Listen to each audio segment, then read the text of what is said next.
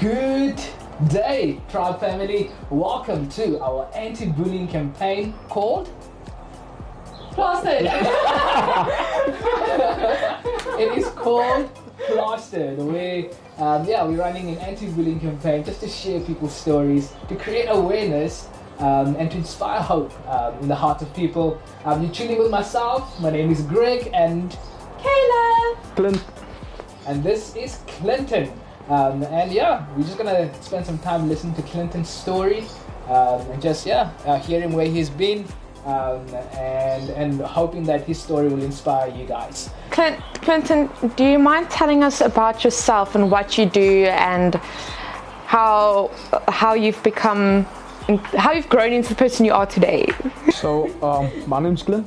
I work for the Message Trust. I work in a community called Parkwood. I grew up in a family. I come from a dysfunctional family. I grew up with a brother. My mother and my father was there. However, my father was very, I wouldn't say absent. My father was there, but he was very abusive towards my mother, and that really affected me. Only by the grace of Jesus Christ, Jesus has saved me, and he really transformed my life. And I guess you'll hear later about that, more about that. Yeah. Awesome.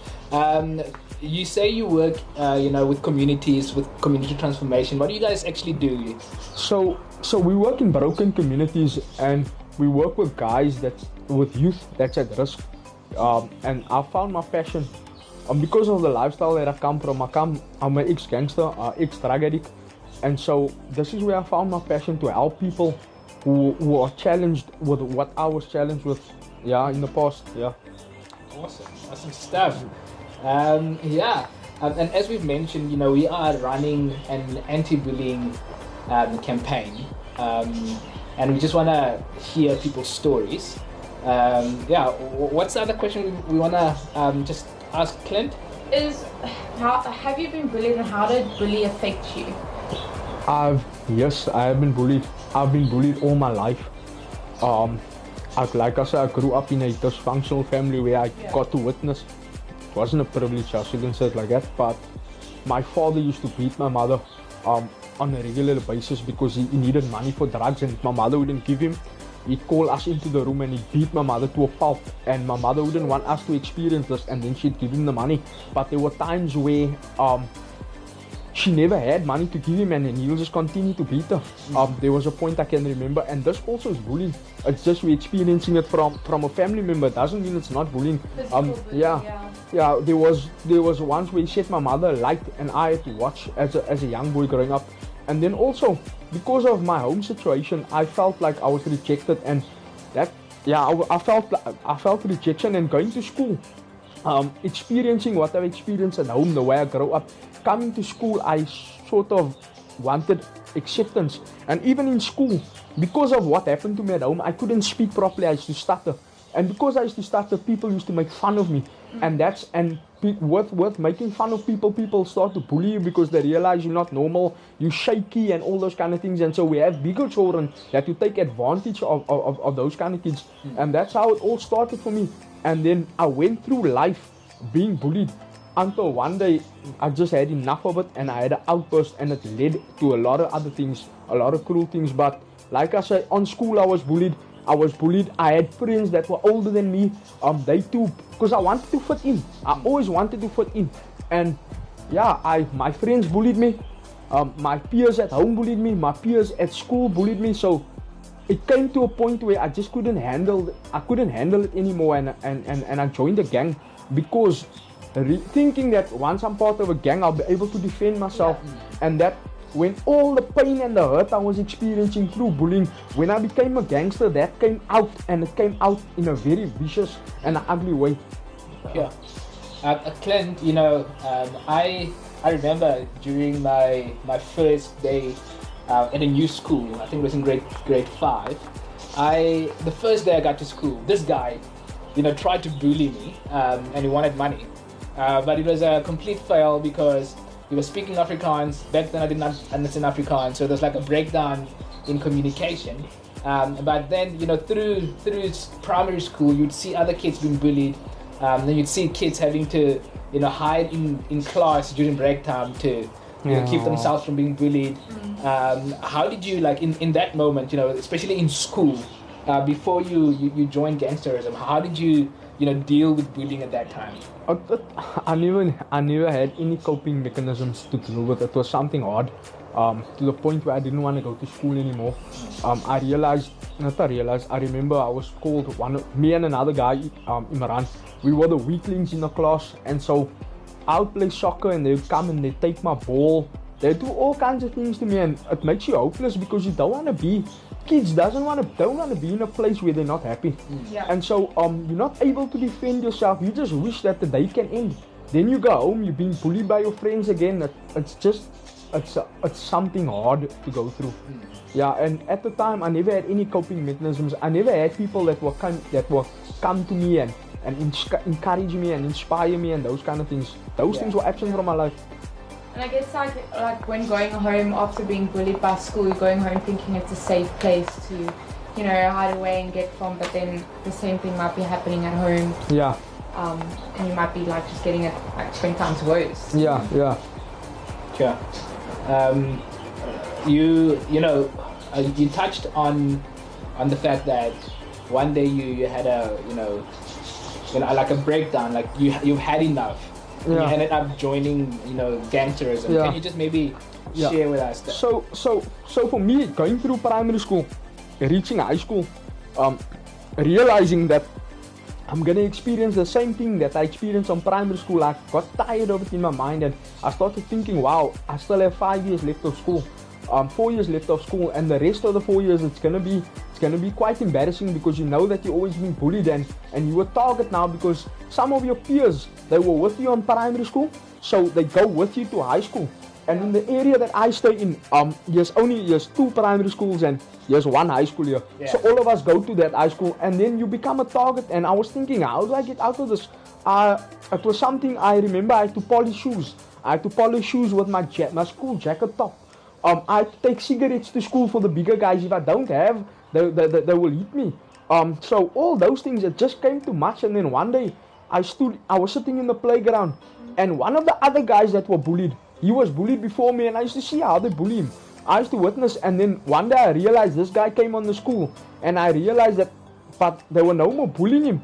And then afterwards, I only heard, no, he became a gangster, and he became one of the top gangsters in the area. And then I realized, okay, so now they fear him.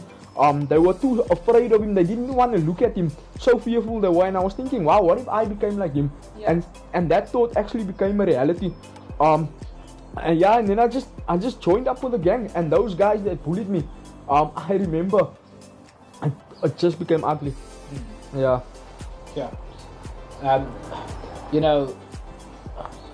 For normally, in certain instances, bullying will lead to suicide. Bullying will lead to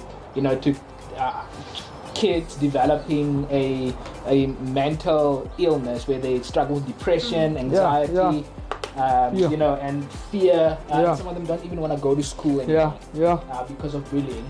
And on your instance, the impact of bullying on your life was you becoming a gangster. And I know, sometimes, we don't want to actually share what some of the stuff that you do when you join gangsterism, but can you maybe give us let us be transparent, and I don't say this boasting about what I did. By no means am I proud of who I became. I thought that was the solution, but then I became the bully.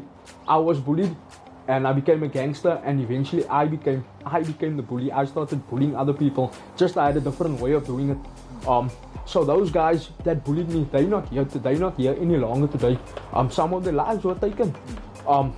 And that was the result of it, man. And I believe that bullying leads to so many other things. We heard Greg said it leads to suicide.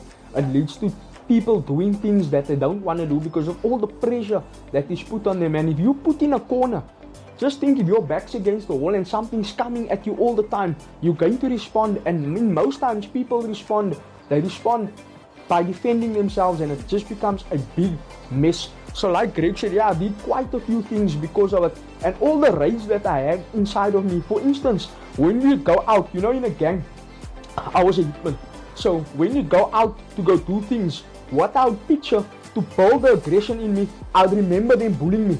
And that would push the adrenaline on the inside of me, and then I would be able to do what I went out to do because of all the anger on the inside of me.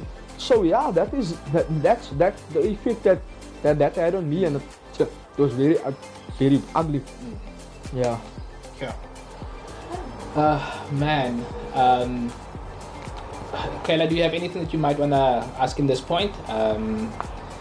I guess the question on all our minds would be, when did the turnaround come? Because obviously like what caused you to turn around and change your ways and change like both you and how you are today and what you do today? So I realized that I was going from in other people's eyes, and people who's very familiar with, or people that youngsters, they think like when you're gangster, it looks good from the outside, but it's something different once you're on the inside. It's a whole other kind of lifestyle, and actually a lot of people are tired of living that life. It's just that they think and they believe this, that there's no way out for them. So for me, it all started. I'm a Christian, I'm saved, so there's something called conviction. Conviction creeped in my heart, and I realized at the age of 21, 22. I became a gangster when I was 15, on my way to 16. I went to prison when I was 16 years old for double murder. So I wasn't convicted. And I'm not boasting about anything I did. So, living this kind of lifestyle, and once you're inside, you realize, hey, but you're not made for these kind of things, man. Human beings are not made for those kind of things. You have heart, and trust me, those people out there, they have hearts. It's just they've been hurt so much, and because of pressure, they're always wanting to show the bold side. But I know, because I've been there, they have hearts too. They are too human beings, and so for me, I just wanted to get out, and there wasn't a way out for me. And the pressure and the kind of lifestyle and the name that I built myself, I had to maintain. And I had to keep doing what I was doing, and I never wanted to show fear. I never wanted to show that I'm weak and all those things, until one day at the age of 21 I started feeling convicted about the lifestyle that I was living. Only at the age of 30 my lifestyle changed. One night I was involved in a robbery, and we robbed people, and we took money from a familiar gang, and we robbed this lady with the money. This lady was transporting money for them, and we decided to rob the lady, and these people came back to look for the people, obviously, who robbed the money, and they found us, and then nearly killed me. And that was when my life changed. I had to die. I just told Greg and Michaela, that I had to die in the space of a half an hour. I had to die 3 times, but praise to God, I never died, and God spared my life. And that was when I realized that God has had another plan for me, man. And when I look back at my life, how many times I had to be murdered brutally, but all the time I got away, and I thought it was all because of me. But when I got saved, I realized that Jesus had another plan for my life, and that was when I just surrendered my life to Him, and He transformed my life. He's still transforming my life. He's still doing amazing things in my life, and that's where my desire comes. That's where I get my passion from, is to help other young people, because I know people that are trapped in a life of gangsterism, there's something that put them there. They didn't choose to be there. People don't wake up in the morning and decide, today I'm going to kill someone. Today I'm going to rob someone. Today I'm going to be a gangster. No, it's circumstance that puts people there. And so I just want to encourage someone and say that, you have another. If I was there and someone maybe guided me and told me that there are other ways to deal with these things, maybe I would have been maybe I would have been a better person. Praise to God that I'm changed and stuff, but maybe I wouldn't have caused so much hurt in the world as I did, So today I believe that there's a lot of other coping mechanisms that helps you to deal with bullying. You gotta know your worth, and you gotta know, yeah.